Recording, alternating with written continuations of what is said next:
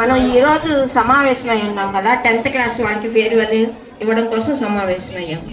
మరి 10th class result అనేది turning point of the life.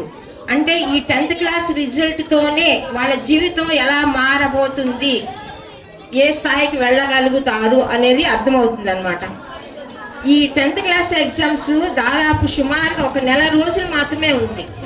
వాళ్ళు అన్నిటినీ త్యాగం చేయాలి. సినిమాలను కానీ టీవీలను కానీ అన్నిటినీ త్యాగం చేయగలిగితేనే మంచి మార్కులు సాధించగలుగుతారనమాట. కష్టపడుతున్నాము, ఇంత కష్టమా, ఇంతసేపు చదవాలి అని అనుకోకూడదు.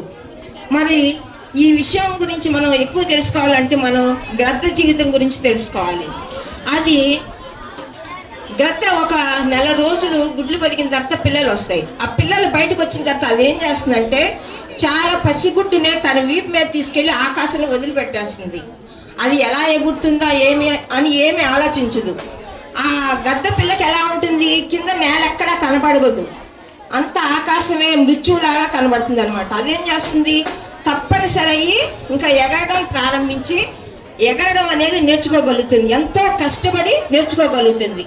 మరి మీరు కూడా ఏంటి ఇంత టైం చదవాలా, పొద్దున్నే 4ంటికి రావాలా, రాత్రి 10-11 దాకా చదవాలా అని అనుకోకూడదు.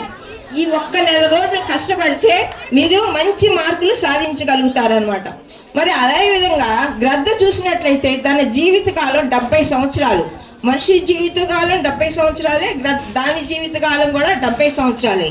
కానీ 40 సంవత్సరాల తర్వాత అది ఏమవుతుందంటే దాని ముక్కు పొడవు అవుతుంది, ఈకలన్నీ బరువుగా అయిపోతాయి, ఎగరలేదు. అది తనకన్నా 6 రెట్లు పెద్దదైన జంతువును కూడా అవలీలుగా ఎగరేసిపోగలుగుతుంది ఆకాశంలోకి. కోతులు కానీ పసిబిడ్డలను కానీ తనకన్నా చాలా బరువైన చిన్న చిన్న ముసలి పిల్లలను కూడా ఎత్తుకొని పైకి తీసుకెళ్ళి ఒక కొండరాతి మీద పెట్టుకుని ఆహారంగా తీసుకుంటుంది అనమాట. ఎంతో కష్టపడి దాని జీవితకాలాన్ని సాగిస్తుంది.